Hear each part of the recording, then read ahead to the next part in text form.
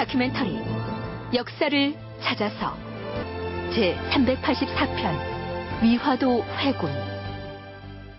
고려 우왕 14년은 32대 임금인 우왕의 마지막 제위년이자 서기로는 1388년에 해당하는데요. 아마도 이 해는 고려 후기의 역사 중에서 가장 격변의 해로 기록될 만한 해입니다. 요동 정벌을 위해서 출정해서 압록강 하구의 위화도에 진을 치고 있던 고려 원정군의 회군 과정을 탐색하려고 합니다. 좌군 도통사 조민수와 우군 도통사 이성계가 4만여 명의 군사를 이끌고 위화도에 주군하고 있는 상황이고요. 요동 원정군의 총사령관격인 팔도 도통사 최영은 우왕과 함께 서경, 즉 평양에 머물러 있었습니다. 그런데 고려서와 고려사 저료에는 최영에 관한 이러한 기사도 올라 있습니다. 최영이 오랑캐 군사와 함께 요동을 협공하려고 배후를 원나라에 보냈다. 그때 망한 원나라 잔여 세력들은 사막으로 도망쳐서 헛호칭만 남아있었는데 최영이 그들의 응원을 받으려 하였으니 그 계책이 허술하기가 이와 같았다. 네, 무슨 얘기냐면요. 이 시기쯤이 되면 옛 원나라의 잔존 세력인 북원은 명나라군에 밀려서 멀찌감치 내몽고 쪽으로 쫓겨 올라가 버렸기 때문에 허명만 남은 상태였는데 최영이 그런 물정도 모르고서 그들에게 사람을 보내서 고려와 손을 잡고 명나라의 요동군을 협공하자고 제의를 하고 있었으니 자, 고려군 총사령관이란 사람의 전략이 그렇게나 형편없었다. 이렇게 비판하고 있는 것입니다. 자, 그렇다면 최영이 그 정도로 대외 정세에 어두웠을까요? 우왕 14년에는 10만 대군을 동원해서 북원의 근거지를 공략해가지고 북원을 더 이제 내몽고 쪽으로 내몰고 있습니다. 이런 상황들은 비록 공식적인 외교 관계가 단절되어 있다고 하더라도 요동 지역을 왕래하는 편을 통해서 정보 수집들이 이제 다 되어 있었기 때문에 북원이 지금 더 이상 요동 지역이라든가 여기에서 어떻게 그 세력을 도모할 위치에 있지 않다라고 하는 것은 충분히 감지할 수 있는 그런 사정이어서 최영이 그걸 모르고 이제 요동 정벌에 나섰다 이렇게 얘기할 수는 없습니다. 명나라와의 전쟁을 총지휘했던 최영은 명나라와 북원의 관계를 비롯한 대외 정세에 매우 밝았을 것이란 얘기입니다. 이 기사 역시 고려사 편찬자들의 의도가 작용된 사례가 아닌가 생각됩니다. 다시 여기는 이성계의 위화도 진영. 장군, 서경에서 또 전령을 보내왔습니다. 보나마나 또 그 내용이겠지. 이번에는 전령이 무엇라 하셨습니까? 진격하라, 진군나라, 요동으로 전진나라. 아무래도 전하와 팔도 도통사로부터 회군 허락을 받아내기는 어려울 것 같습니다. 어떻게 하시겠습니까, 장군? 이곳 위화도에서 강을 건너 요동 땅으로 진격하는 일은 결단코 없을 것이다. 그렇다면 장군께서 어명을 어기고 회군을 강행하신다면... 조용히 하지 못하겠느냐? 문제는 좌군 도통사를 어떻게 내 편으로 끌어들이느냐 하는 것인데. 좌군 도통사라면 조민수 장군 말씀입니까? 그래. 요동 진격을 포기하고 회군을 성사시키려면 무슨 일이 있더라도 조 장군을 설득해야 하는데. 요동 정벌을 위해서 출정한 고려군을 조민수와 이성계가 좌우군으로 나눠서 지휘하고 있었기 때문에 반쪽의 지휘권밖에 없는 이성계가 혼자서 회군을 감행할 수는 없었던 것이죠. 그런데 얼마 뒤 위화도의 고려군 진중에 이상한 소문이 나돕니다. 오늘이 도대체 며칠째냐? 전투를 하는 거야, 마는 거야? 이봐, 자넨 싸움이 그렇게 하고 싶나? 아이고, 남들 고향에 처자식이 기다리는데 목숨이 왔다 갔다 하는 전쟁 그거 하고 싶겠어?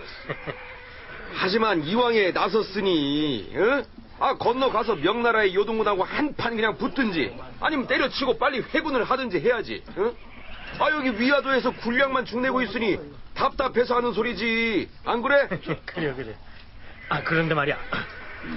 자네, 그 소문 들었어? 무슨 소문?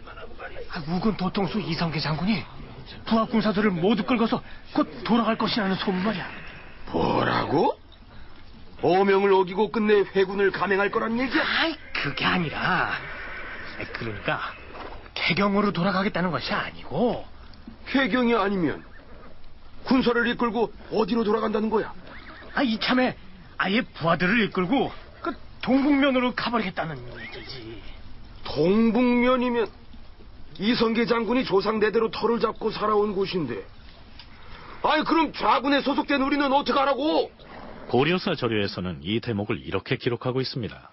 좌우군 도통사가 최영에게 사람을 보내 빨리 군사를 돌이키도록 허락해달라고 청하였으나 최영은 들으려고 하지도 않았다. 그때 군중에서 헛소문이 나돌았다. 이성계가 휘하 군사를 거느리고 동북면으로 향하려고 이미 말에 올랐다는 것이었다. 이 유언비어의 발원지가 어디인지는 어렴풋이 짐작이 가지 않습니까? 자, 아마도 이성계 측에서 퍼뜨린 듯한데요. 그렇다면 대체 이 시기에 이성계는 왜 이러한 소문을 유포시켰을까요? 서울시립대 이익주 교수의 얘기를 들어보시죠. 이성계가 회군을 하려고 했을 때 그 당시 총 병력이 38,000명이 좀 넘습니다만 이 38,000명이 모두 이성계의 휘하에 들어와 있었던 것은 아닙니다. 따라서 이성계로서는 자기와 함께 군대를 지휘하고 있었던 조민수의 동의가 반드시 필요했고, 따라서 이성계는 절대로 그 위화도를 넘어서 명나라를 공격할 수는 없다. 회군시켜주지 않으면 나는 그 동북면으로 그냥 돌아가겠다. 이렇게 되면 조민수의 입장도 아주 난처해지는 거죠. 그 당시 위화도에서 이성계가 동북면으로 돌아가려고 한다고 하는 소문이 돌았던 것은 어떻게 보면 조민수를 그 협박하기 위한 그런 목적을 가지고 있을 가능성이 아주 큽니다. 조민수의 경우 만일 이성계가 휘하 군사를 이끌고 동북면으로 가버리면 혼자서 요동 공격을 감행할 수도 없고, 또 회군을 하자니 반역자가 될 판이었죠. 그러한 상황을 계산해서 이성계가 조민수에 대한 협박 수단으로 그러한 소문을 퍼뜨렸다는 얘기입니다. 그런데 한국학중앙연구원 강재광 편찬위원은 이런 의견도 내놓습니다. 철령이 통고를 한 그 명나라의 그 귀바수도 있다는 어떤 뉘앙스를 풍기면서 극도로 그 우왕과 최영을 압박을 하는 겁니다. 이럴 경우에 나타나는 효과는 우왕과 최영도 어찌하지 못하고 조민수 입장에서도 주전론자였는지는 모르겠으나 그 친병 2천을 포함한 이성계의 군사력이 가장 강하다고 할 때 그가 동북면으로 빠져나가고 뚜렷한 명분 없이 서경으로 돌아가는 것은 반역죄에 해당하게 되고 자신이 제거되는 거가 분명해지기 때문에 결국은 이성계의 요구를 들어주면서 저자세로 위화도 회군을 하는데 합류하게 되지 않느냐. 전반적인 어떤 상황을 봤을 때 그런 생각이 들어집니다. 명나라에서 철령위를 설치하겠다고 통고를 해온 지역이 바로 동북면이었습니다. 따라서 이성계가 휘하 군사를 이끌고 동북면으로 돌아가겠다고 한 것은 명나라에 귀부하겠다는 의미도 포함되기 때문에 이 유언비어를 통해서 좌군 도통사 조민수뿐만 아니라 국왕인 우왕과 최영을 압박하는 수단으로도 활용할 수 있었다. 이런 얘기죠. 자, 그렇다면 과연 이성계의 유언비어 유포 작전은 효과를 거두었을까요? 소문 때문에 군중이 흉흉해지자 조민수는 어찌할 바를 몰랐다. 이런 이성계 장군이 동북면으로 돌아가 버린다. 그럼 나는 어쩌란 말인가? 나 혼자서 요동을 치란 말인가? 아니면 나 혼자 좌군을 이끌고서 어명을 무시하고 회군을 하란 말인가? 아니 되겠다. 이러고 있을 때가 아니지. 조민수는 단기로 이성계에게 달려가서 눈물을 흘리면서 말했다. 이공이 동북면으로 떠나버리면 도대체 나와 나의 군사들은 어찌하란 말이오? 이러지 마시고 진정하시오, 조장군. 내가 가기는 어디로 간다는 말이오? 드디어 이성계가 여러 장수들을 보고 말했다. 자, 다들 내 말을 들으라. 만일에 우리가 군사를 몰고 가서 중국의 땅을 범함으로써 천작게 죄를 얻으면 우리의 종묘사직과 백성들에게 큰 화가 맺힐 것이다. 내가 수차 글을 올려서 회군하기를 정했으나 왕이 이를 살피지 못하고 있을 뿐 아니라 팔도도통사인 최영은 늙은 데다가 정세가 어두워서 우리의 정을 듣지 않고 있다. 난 이런 사정을 당하여 그대들과 함께 돌아가서 왕을 뵙고 임금 옆에 있는 악한 늙은이를 제거하여 만 백성을 편안히 하려는데 그대들의 뜻은 어떠한가? 예공의 뜻에 따르겠습니다. 자, 글쎄요. 이성계가 어명을 어기고 군사를 돌리는 것도 모자라서 팔도 도통사인 최영을 제거하겠다는 무시무시한 계획을 발설했는데 그런 이성계의 회군 결정에 진중의 장수들이 이구동성으로 환영을 하기만 했을까요? 자, 어찌됐든 이제부터는 이성계의 회군 작전이 어떻게 전개되는지 차근차근 짚어보도록 하죠. 자, 이제 우리는 요동 진격을 포기하고 개경으로 돌아갈 것이다. 우군의 군사들이여, 자리를 지켜 뗏목에 올라타도록 하라. 좌군의 군사들도 뗏목에 오르라. 너희들을 가족의 품으로 돌아가게 해줄 것이다. 이성계는 백마를 타고 붉은 활과 배구전, 즉 흰 깃털이 달린 화살을 차고 언덕 위에 서서 전체 군졸이 다 건널 때까지 기다리고 있었다. 군사들이 이성계를 바라보고서 옛날에는 물론 미래에도 저런 분은 다시 없을 것이다라고 입을 모았다. 다 건넜으면 이제 필요 없으니 뗏목을 떠내려 보내도록 하라. 아니 이거 저것을 좀 보시오. 우리가 수경하고 있던 섬이 모두 물에 잠겨버렸습니다. 장막비가 수일간 퍼부었음에도 강물이 불지 않더니 군사들이 다 건넌 뒤에 갑자기 큰 물이 져서 주둔하고 있던 섬이 모두 물속에 잠겨버렸다. 사람들이 이것을 신기하게 여겼다. 회군이 곧 하늘의 뜻임을 나타내려고 이러한 표현을 쓴 것으로 보이는데요. 강제광 의원은 애당초 원정군 전체가 위화도라는 섬에 들어가 있었다기보다는 이성계나 조민수 등을 비롯한 본진은 고려 쪽 연안에 진을 치고 있었고 인부 선발대만 뗏목을 타고 위화도에 건너가 있다가 철수한 것이 아니겠느냐, 이렇게 분석합니다.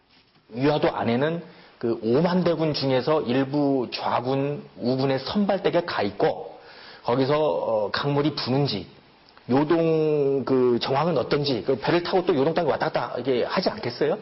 해가지고 이제 장마가 막 치고 하려니까 그 선발대를 빼내는 겁니다. 그래서 사설을 보면 이성계가 위화도에 있었다는 기록은 없고 단지 조민수하고 이성계가 좌군 도통사, 우군 도통사로서 위화도에 뗏목을 타고 왔다 갔다 하면서 어떤 그 기상이라든가 장마철에 강우가 이렇게 범람하는 것을 관측했다는 기록은 있습니다. 그래서 그런 어떤 선발대가 다 빠져나가자 위화도가 이제 물에 잠겼다는 것은 마치 이제 그 모세의 기적처럼 보여지는 측면이 있는데요. 너무 재밌는 장면입니다. 자, 누차 강조하는 얘기지만 이 시기 이후의 고려사 기록, 특히 이성계와 관련된 기사들은 냉정하게 분석하면서 읽을 필요가 있습니다. 이익주 교수의 얘기입니다. 위화도 회군은 뒷날 조선을 건국하게 되는 이성계가 정치 권력을 장악하는 출발이 됩니다. 따라서 조선 건국의 첫걸음이라고도 할 수 있고 조선이 건국된 다음에 조선의 관리들은 조선 건국의 정당성을 강조하려고 했고 그 정당성의 강조는 사실은 위화도 회군의 정당성을 강조하는 것에서 시작이 됩니다. 따라서 위화도 회군을 전후한 시기의 여러 가지 기록들은 조선왕조 건국 이후에 조선왕조 건국을 정당화하려는 사람들의 의지가 강하게 작용이 돼서 사실이 많이 왜곡되어 있다고 하는 것을 반드시 염두에 두고 살펴볼 필요가 있습니다. 한편 요동정벌을 위해서 출정했던 원정군이 위화도에서 말머리를 돌려서 국왕에게로 창끝을 향하려는 이 절박한 순간에 우왕은 무엇을 하고 있었을까요? 여기는 평양 인근의 성주 온천. 전하, 이제 밤이 깊었사옵니다. 침소에 드실 시간이 옵니다. 잠이 오지 않는구나. 악공들을 다시 불러 음악을 연주하게 하라.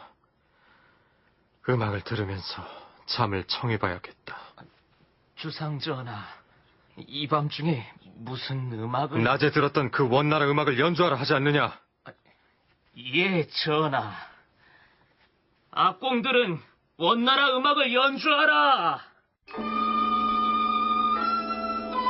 사서에서는 왕이 상주온천에 가서 호악을 들으며 밤을 새웠다. 이렇게 적고 있습니다. 이전에도 우왕이 부병로 등 대동강가에서 유희를 즐기며 호악을 들었다는 기사가 수차 등장하는데요. 물론 여기에 나오는 호악은 오랑캐 음악으로서 곧 원나라 음악을 일컫습니다. 이미 원나라는 명나라에 의해서 중원에서 밀려나서 내몽고 쪽으로 쫓겨가 버렸기 때문에 그 존재감 자체를 상실한 상황이었는데 우왕이 그런 북원의 음악을 들으면서 유유자적했다는 것은 무엇을 의미할까요? 여기서 오랑캐 음악이라는 거는 원나라 음악을 가리키거든요. 그래서 상당히 그 원과 이때는 이제 또 북원이 드는데요. 그 북원과 결탁하고 있던 최영과 그 우왕의 비루함이 이와 같았다라는 것을 증명하기 위해서 그렇게 했던 거고, 마치 신라 경의 왕이 포석정에서 군신들과 유희를 즐기면서 후백제 견원군이 경주에 다 돌아있는데 그걸 알지 못하고 후백군에게 잡혀서 죽임을 당하는 그런 상황과 마치 비슷한 모티브를 만드는 거가 같다고 저는 보고 있거든요. 그래서 이것은 다분히 고려사 전료의 찬자가 우왕과 최영이 당시 그 요동 정보를 실행하는 그 우를 범함이 이와 같았다라는 것을 강조하기 위해서 드러내는 어떤 역사 기술의 한 측면이라고 봅니다.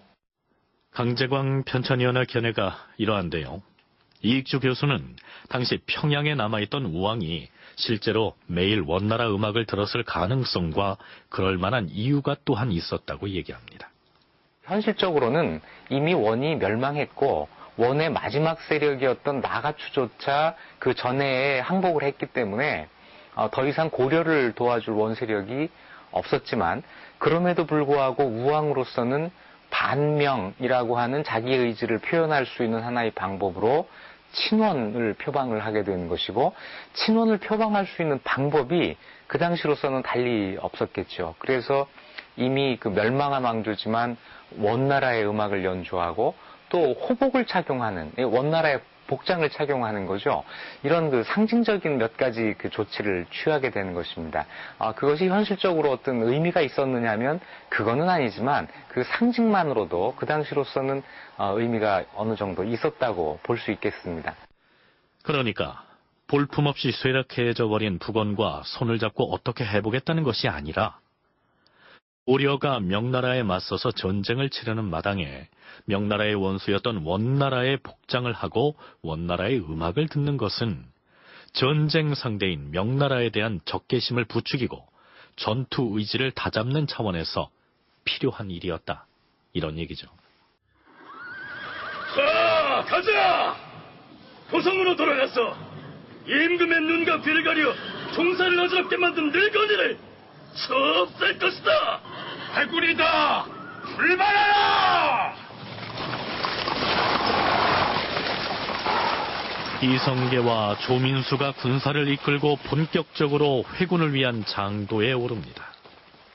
그렇다면 우왕은 회군 사실을 언제 알았을까요? 여기는 우왕이 머물고 있던 평안남도 성주, 지금의 지명으로는 성천이 됩니다. 5월 정유일, 정확하게 날짜 계산을 하자면 1388년 5월 24일이 되는데요.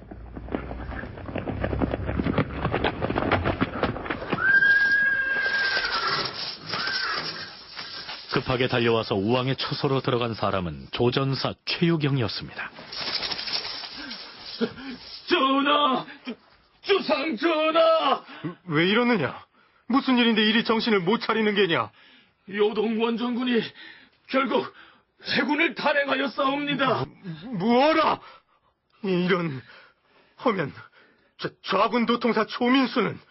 조민수도 이성계와 함께 이런 불충한 자들이 있나? 결국 올 것이 오고 말았구나. 뿐만 아니라 요동 원정군의 회군 소식을 듣고 이곳 성주에 있던 이방과를 비롯하여 그의 형 이방우 그리고 이두란의 아들 이상우 등이 성주를 빠져나가 반란군 진영으로 도망을 쳤습니다. 최공은 어디 있느냐? 아니, 이럴 때가 아니다. 가자. 이성으로 가서 그 반역자들을 쳐부술 것이다. 진흙 니자를 쓰는 이성은 평안남도 순천으로 비정되는 곳입니다. 다음 날인 5월 25일 우왕은 원정군이 이미 안주, 즉 지금의 재령에 이르렀단 말을 듣고 다음과 같은 영을 내립니다. 요동을 정벌하러 갔던 장수들이 제 마음대로 군사를 이끌고 회군을 하였으니 이는 필시 반역을 일으킨 것이다. 너희들 대소군민들은 합심 협력하여 이자들을 방어하라. 이들을 막는 데에 공을 세운 사람에게는 큰 상을 내릴 것이다. 역적 조민수 이성계, 이자들의 반역 행위를 막아내도록 하라. 이후에 전개되는 상황들을 사서의 기록에 의거해서 소개하면 이렇습니다. 회군하는 군사들의 장수들이 이성계에게 우왕과 최영의 군사들을 급히 추격하기를 청하였다. 그러나 이성계는 그것을 말렸다. 회군 속도를 빨리 하면 결국 임금의 군대와 싸울 것이고 그렇게 되면 희생자가 많을 것이다. 너희들이 만일 임금이 탄 어간을 범하게 되면 내가 절대로 용서하지 않을 것이다. 또한 백성들의 오이 하나라도 함부로 빼앗아 먹으면 큰 벌을 받을 것이니 그리야 알라. 자, 오늘은 여기서 사냥이나 하도록 하자. 이성계는 길가에서 사냥을 하면서 일부러 행군을 늦추게 하였다. 5월 26일 우왕은 평양에 이르러 대동강을 건너 밤중에 중화군에 이르렀다. 5월 28일 이성계의 군사가 이미 가까이 왔다는 말을 듣고 우왕은 사익길을 따라 빨리 달려서 황해도의 기탄에 이르렀다.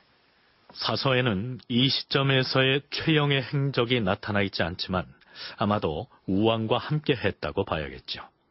그런데 이런 기록이 있습니다. 동북지방의 인민과 여진족 중에서 평소에 종군하지 않던 자들이 이성계의 회군 소식을 듣고 앞을 다투어 모여들어서 밤낮을 가리지 않고 달려왔는데 그 수가 1000명이었다. 동북면 지역은 이성계의 본거지라고 할 수 있죠. 이성계의 고조 할아버지인 이안사가 고려를 등지고 전주에서 그 지역으로 유망에 들어간 이후부터 그 집안의 세력 근거지가 됐던 것인데요. 그 동북 지역에서 1000여 명이나 되는 사람들이 몰려와서 회군을 감행하는 이성계 쪽에 합류했다는 것은 어떤 의미를 가진다고 봐야 할까요? 그 명나라가 일방적으로 천령위를 통고해서 그 고려의 어떤 자주권을 훼손하는 상황에서 요동 정벌이 당연히 실행이 되어야 함에도 불구하고 요동 땅을 밟지 아니하고 다시 이제 회군했을 경우에는 그 나머지 5할 정도의 백성들은 그들을 반역 집단으로 볼 수도 있을 것입니다. 그런데 동북면에서 1000이 넘는 그런 그 백성들이 호응을 해주고 이성계 그 군사 집단에 그 동참을 하게 되자 다른 백성들이 보는 어떤 뭐라고 할까요? 그 위화도 회군하는 그 군사들에 대해서 이건 반역 집단은 아니다. 백성들이 그래도 동조해주지 않는가? 물론 그 일천이라는 게 동북면의 그 이성계의 그 고향인 화주 지역의 그 사람일 수도 있지만 그러니까 어명을 거역하고 회군을 하고 있는 이성계의 처지에서 보자면 자신이 내세운 회군 명분에 찬동을 해줄 이 백성들의 여론이 절대적으로 필요한 상황에서 자신의 근거지였던 동북면 백성들을 끌어들임으로써 유리한 국면을 조성하고자 했을 것이다. 강제광 편찬위원의 견해가 그렇습니다. 사서에는 평소에 종군하지 않던 사람들 1000명이라고 했는데요. 이익주 교수는 이들이 동북면의 일반 백성이라기보다는 이성계 집안의 가병 집단이었을 것이라고 분석합니다. 이성계가 회군을 하려고 했을 때 동북면 사람들이 이성계에 합류했다고 하는 것은 동북면의 일반 민이라기보다는 이성계와 관계가 있었던 그러니까 그 이전부터 이성계 집안의 세력 기반이 되었던 뭐 가별초라고도 합니다만 이 사람들을 중심으로 하는 세력이었을 가능성이 아주 큽니다. 여기는 원래부터 동북면 지역에 살고 있다가 이성계 집안과 만나게 된 뭐 그 지역 사람들 또는 그 여진족 그리고 심지어는 이성계 조상이 전주에서 그쪽으로 옮겨갈 때 따라갔던 고려 사람들 이런 그 다양한 구성이 포함이 되어 있습니다. 그렇다면 실제 당시 고려의 백성들은 요동 정벌을 포기하고 군사를 돌려서 국왕과 최영에게 창끝을 향한 채 개경으로 돌아오고 있는 이 이성계와 조민수의 군사들을 어떤 눈으로 바라봤을까요? 우왕이 서둘러 개경으로 돌아왔는데 왕을 따르는 군사가 겨우 50여기였다. 서경에서 경성에 이르는 동안에 우왕을 따르던 신하와 백성들이 이탈하여 술과 음료를 가지고 이성계의 대군 쪽으로 찾아가니 그 행렬이 끝없이 이어졌다. 이 밖에도 아예 처음 의주를 떠나서 개경으로 출발했을 당시에도 연도에서 백성들이 이성계를 우러러보면서 군사들을 환영한 것으로 기록되어 있습니다. 물론 군사들이나 일부 신하들의 경우에 대세를 좇아서 이성계 쪽으로 몰려갈 수도 있었겠지만 일반 백성들이 임금을 뒤쫓아서 공격하면서 도상으로 돌아오고 있는 이성계의 군사들을 덮어놓고 환영만 했을까요? 그 의주부터 서경을 지나해가지고 백성들이 도열을 하면서 박수를 치고 열렬하게 그 환영을 하는 그런 거는 상상하기가 힘들죠. 그때가 이제 전시고 국가 총동원 체제로서 병력들 징발하는 그때인데 그런 상황은 우리가 연상하기 힘들다는 거죠. 하지만 개경에 와서 최영 세력을 제거하고 일련의 그 어떤 정변을 오히려 손쉽게 다 제압을 해버리고 이렇게 평정을 해 나가는 그 과정에서는 백성들이 큰 내상으로 퍼지지는 않았다. 안도의 한숨을 내쉬면서 전쟁터에 내보낸 내 아들, 내 남편이 살아 돌아왔다. 그리고 이제 성읍에 안전하게 종사할 수가 있게 됐다라는 어떤 안도감이 있을 것일 터인데 고려사나 고려사 전류에서는 이성계의 어떤 그 위화도 회군을 찬양하는 입장에서 백성들이 동원이 되고 환호성을 지르는 어떤 조연 역할을 한다는 거죠. 이성계의 위화도 회군이 성공을 했고 이성계가 권력을 장악했고 하는 것은 그 뒤에 나타난 결과들입니다. 그러니까 이성계가 회군할 당시에 이것이 성공할 거라는 확신을 가진 사람은 또 아무도 없었을 것입니다. 따라서 이 성공에 기대해서 환호를 했다고 하는 것은 역시 그 이후에 위화도 회군을 그 정당화하려고 하는 사람들의 평가고요. 그 당시로서는 명백한 반역입니다.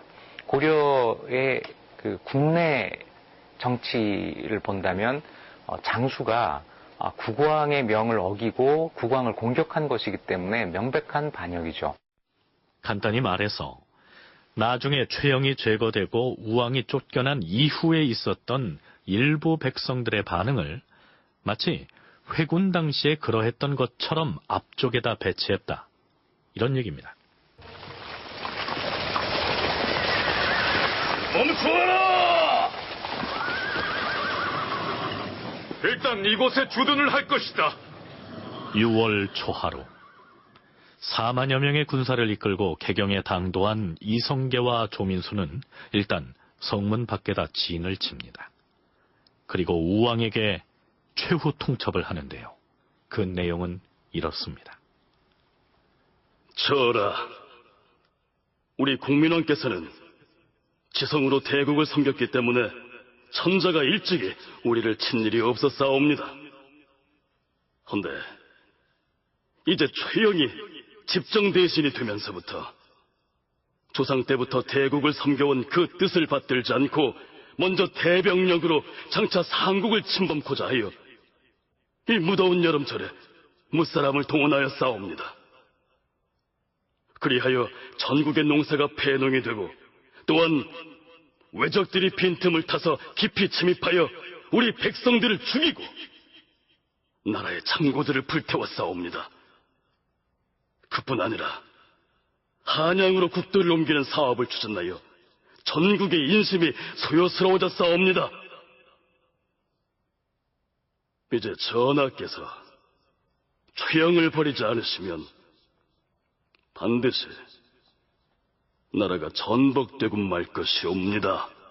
그러자 우왕 역시 글을 써서 밀직부사 진평중을 통하여 성 바깥에 진을 치고 있는 여러 장수들에게 보내 설득에 나섭니다. 왕병을 받고 나라 밖으로 출정하였다가 이미 상부의 명을 위반하고 병력을 이끌고 대궐로 향하여 이런 사단을 일으켰으니 이것은 과인으로 인한 일이다. 그러나 군신 간의 대의는 고금의 통칙인데 그대들은 평소에 독서를 좋아한 사람이거늘 어찌 이것을 모르는가? 하물며 나라의 강토는 조상에게서 받은 것이거늘 어찌 쉽사리 남에게 주겠는가? 군사를 일으켜 싸우는 것만 같이 못하기 때문에 과인이 여러 신하들과 논의하였더니 모두들 가하다고 하였던 것이다. 지금에 와서 어찌 감히 이 일을 가질 수 있겠는가? 비록 최영을 지적하여 구실을 붙이고 있으나 최영이 과인을 보위하는 것도 그대들이 아는 일이요. 우리 왕실을 위하여 충성을 다해온 것도 그대들이 다 아는 바이다. 이 교서를 받는 즉시 그릇된 견해를 버리고 허물을 다 고쳐서 부귀를 함께 누리도록 힘쓰라. 나는 진실로 이것을 바란다. 그대들은 어떻게 생각을 하는가?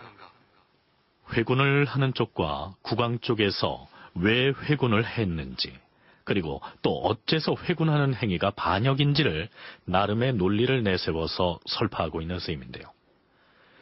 이성계 등이 내세우고 있는 논리가 다소 빈약해 보이지 않습니까? 명나라를 대국으로 받들어서 섬겨야 되는데 반대로 군대를 동원해서 공격을 하도록 함으로써 천자, 즉 황제를 노하게 만들었으니 회군은 정당하고 요동 정벌을 주도한 최영은 제거되어야 한다. 자, 이런 얘기입니다. 고려사 연구자들은 이러한 양측의 논리를 어떻게 평가하고 있을까요? 최영이 주장한 영토 수호의 논리는 아주 선명합니다.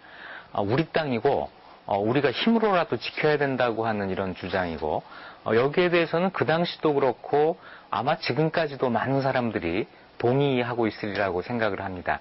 하지만 이성계가 주장했던 4대 명분이라고 하는 것이 현재의 시각으로 볼 때는 이해가 되지 않는 면이 있지만 그 당시 사람들의 생각에서는 또 당연한 면이 있습니다.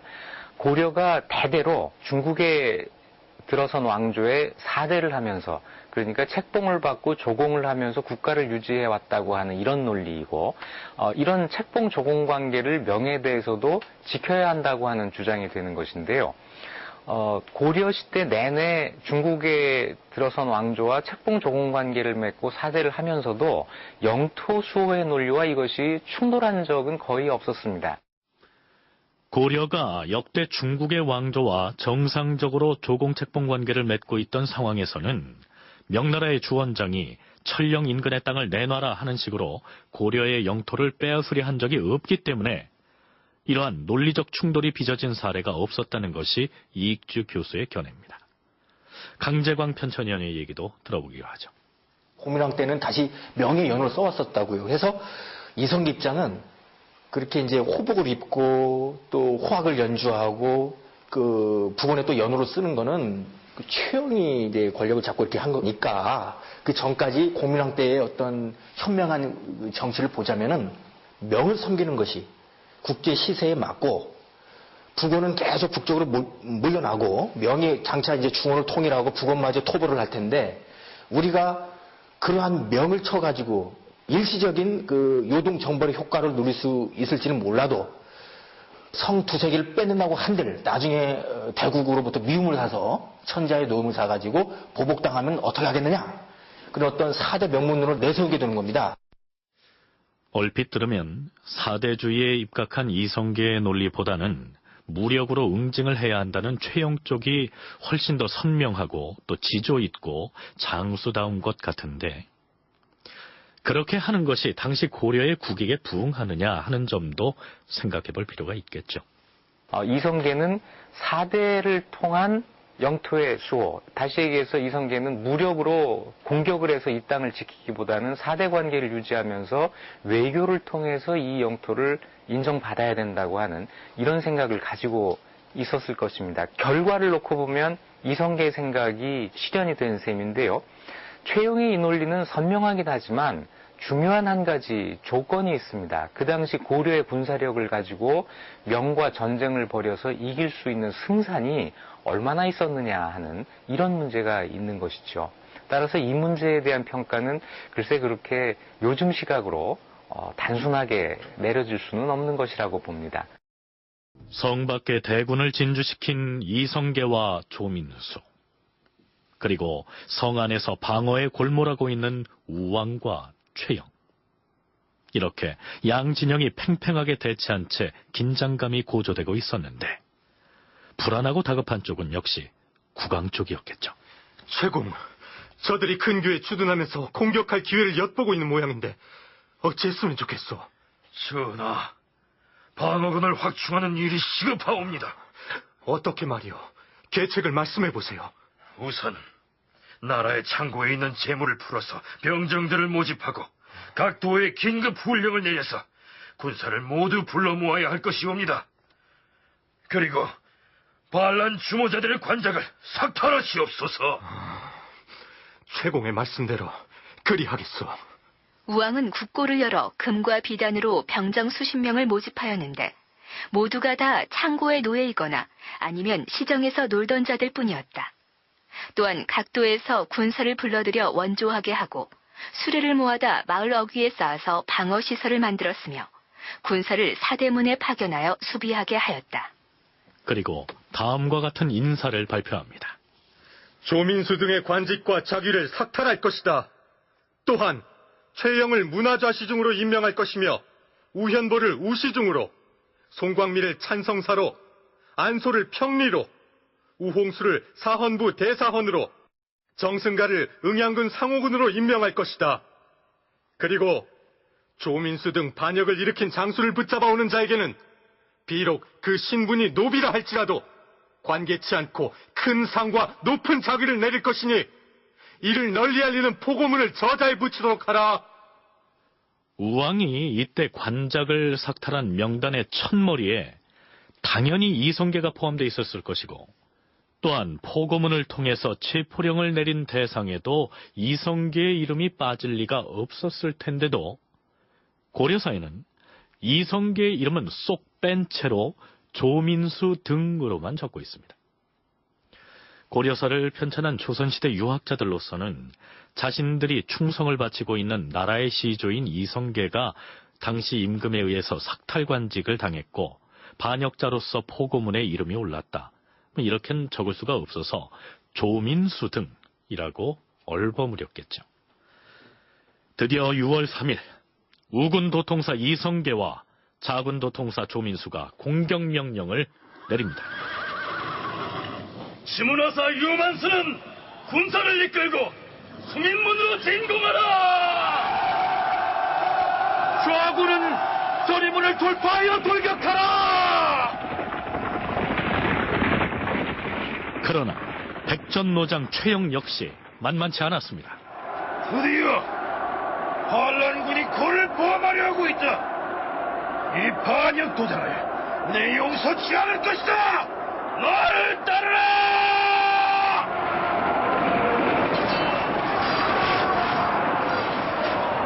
첫 번째로 격돌한 전투에서는 최영이 승리합니다. 그런데 기록에 나타난 이성계의 태도가 흥미롭습니다. 고려사의 기록은 이렇습니다.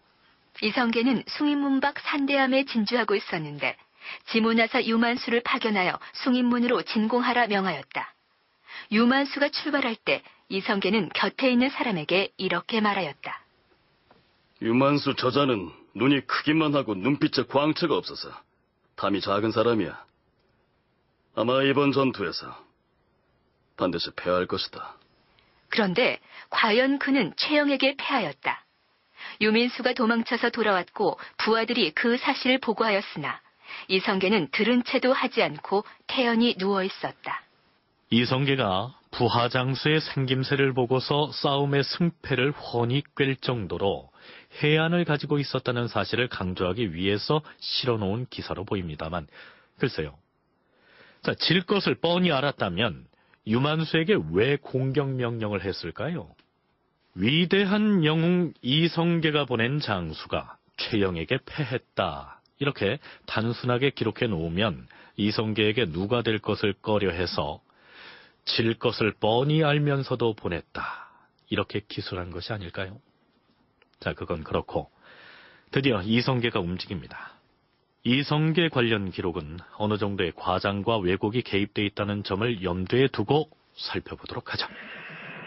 자, 우군의 장졸들은 공격 준비 태세를 갖추라! 이성계는 공격에 나서기 전에 여러 장졸들의 마음을 단합시키기 위해 백보거리에 있는 소나무를 가리켰다. 다들 보아라! 저기 있는 소나무를 향해서 활을 쏠 것이다.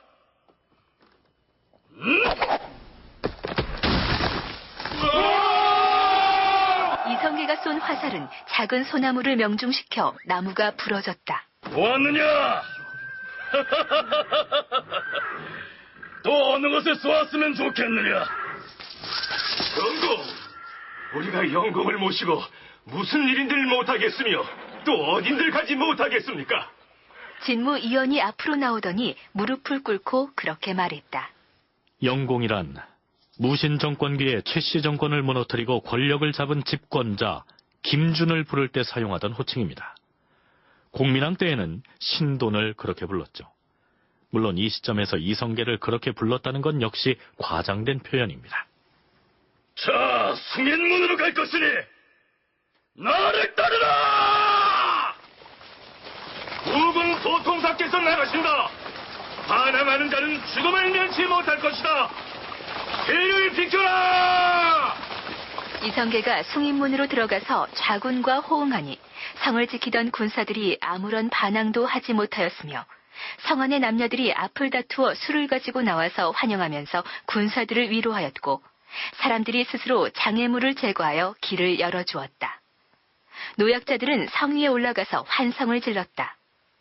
조민수가 흑색 깃발을 앞세우고 영의서 다리에 이르자 반역자 조민수의 목을 베어라!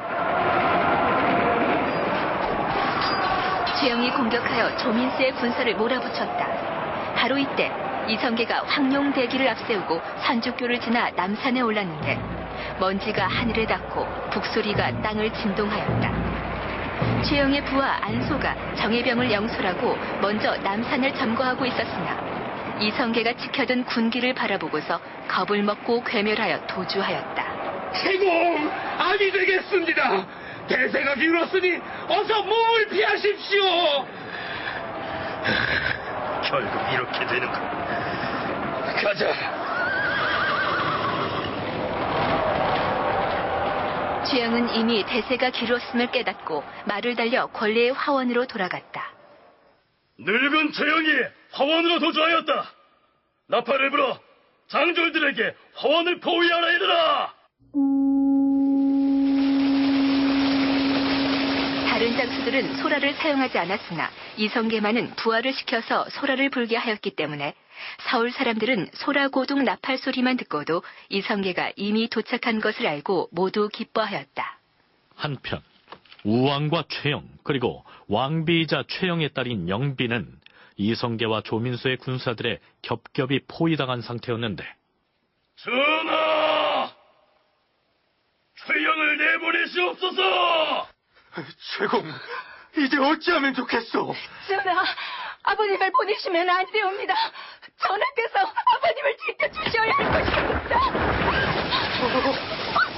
전하, 저들이 담을 알고 뛰어들어왔사옵니다. 전하! 최영을 내놓으시옵소서! 하겠다! 손 내 발로 걸어 나갈 터이니 잠시 기다리라! 최공! 신, 이만 물러나겠습니다. 절 받으시옵소서. 최공! 우왕이 최영의 손을 잡고 울면서 작별을 고하였다. 최영은 2번 절하고 이성계가 보낸 곽충보를 따라 나섰다. 결국 최영이 투항을 한 것입니다. 드디어 이성계와 최영이 마주섭니다.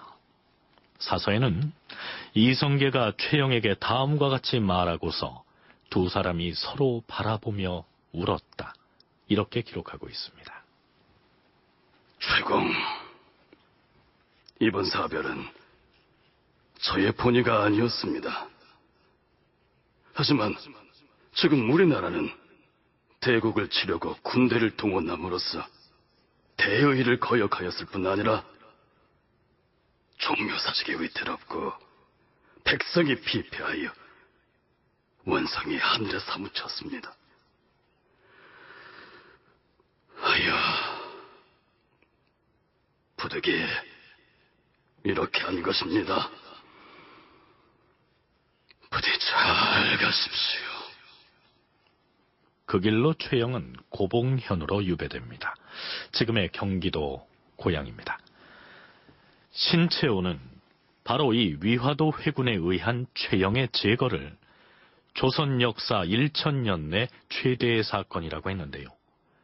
이 사건은 단순히 이성계가 최영을 제거했다는 정도의 단순한 사변이 아니라 시대적인 전환을 가져온 상징적인 사건이었다고 할 수 있겠는데요.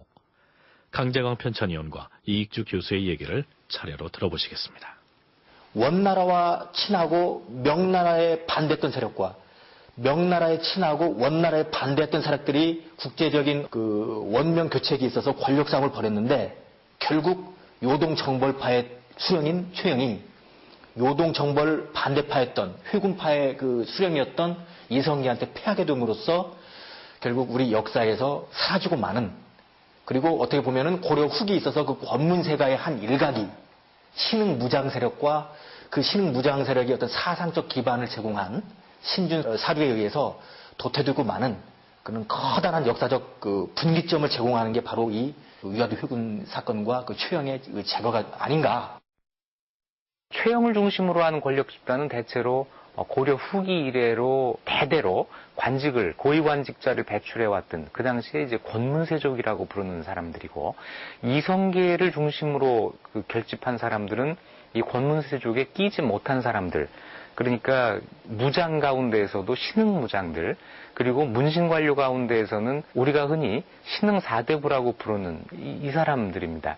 따라서 이성계가 최영에 대해서 승리를 거두었다라고 하는 것은 고려사회 내부에서 전면적인 어떤 세력의 교체가 이루어지게 되는, 그 세력의 교체가 구체제를 몰아내고 새로운 체제가 들어서는 방향으로 이루어지는 그 출발점이 됐다고 하는 점에서 대단히 중요한 의미를 갖습니다.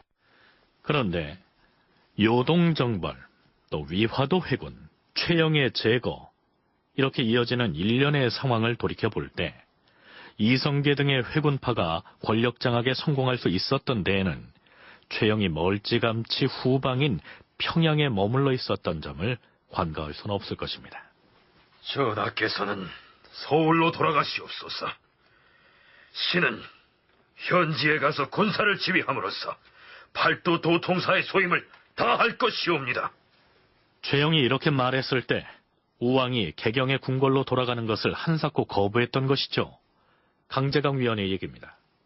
그 서경에서 연휴를 베풀고 맨날 사냥만 일삼았던 그 우왕이 이런 말을 하거든요. 나의 부왕께서, 여기서 부왕은 이제 공민왕을 가리키는데, 나의 부왕께서 어이없게도 시해당한 것은 그대가 남정에 나서고 도피할 충신이 없었기 때문이다. 내가 어찌 너를 내버려두고 나 혼자 개경에 있을 수 있겠느냐 해서 같이 서경에 있는 겁니다. 그러니까 그만큼 우왕은 지금 왕권에 좀 불안감을 갖고 있는 거예요. 최영이 없는 개경에서 무슨 불측지변이 날지를 모릅니다. 지금 말이 요동정벌군을 내보냈지 반대파도 만만치 않습니다. 개경에는 이성계를 따르는 무리도 많습니다. 그래서 그 불안감을 불식시키고 최영에게 더 큰 힘을 몰아주기 위해서 같이 있었는데 결과적으로는 그게 더 낭패를 본 측면은 있습니다. 이익주 교수는 이때 최영이 압록강 현지로 가서 이성계와 조민수의 군사들을 직접 지휘했다면 고려 말의 역사가 바뀌었을 가능성이 있었다고 얘기합니다. 그 당시 국왕의 개인적인 신분조차도 보장받지 못하는 아주 그 불안한 환경에 있었다고 이해가 됩니다. 우왕은 그 즉위한 이후부터 계속 자신의 왕권을 가져본 적이 없었고, 시간이 지나면서는 이인임을 중심으로 하는 권력 집단이 우왕을 포위하고 있었고, 이 이인임을 몰아낸 것이 또 최영과 이성계였습니다.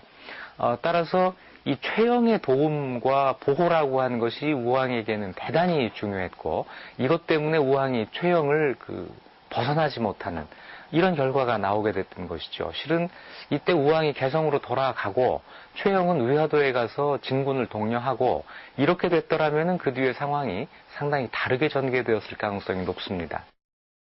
그 다음 고려사에 실린 기사를 어떻게 볼 것인지를 한 번 더 짚어볼 필요가 있습니다. 사서에서는 최영이 이성계에게 붙잡혀 유배를 떠날 때 이렇게 탄식했다고 적고 있습니다. 결국 일이 되고 말았구나. 예전에 이인임이 내게 말하기를. 최공, 장차 이 판삼사가 국주가 될 것입니다. 이렇게 예언을 했었는데 이인임의 말이 참으로 옳았어. 네, 그 말을 믿었어야 했는데. 이인임이 일찌감치 이성계가 국주, 즉 나라의 임금이 될 것이라고 예언을 했었는데 최영이 그 말을 믿을 걸 그랬다고 후회했다, 이런 얘기죠. 그뿐만이 아닙니다. 이성계가 최영을 귀양 보내고 나서 군사들을 궁궐 밖으로 다 내보낸 다음에 이성계가 살던 동네에 다음과 같은 동요가 불려졌다는 기사가 올라 있습니다. 서경성 밖에는 불빛이요, 안주성 밖에는 연기가 비치네. 그 사이를 왕래하는 이 원수님, 원하노니 만 백성을 구제하소서. 물론 여기에서 말하는 이 원수님은 이성계를 일컫습니다.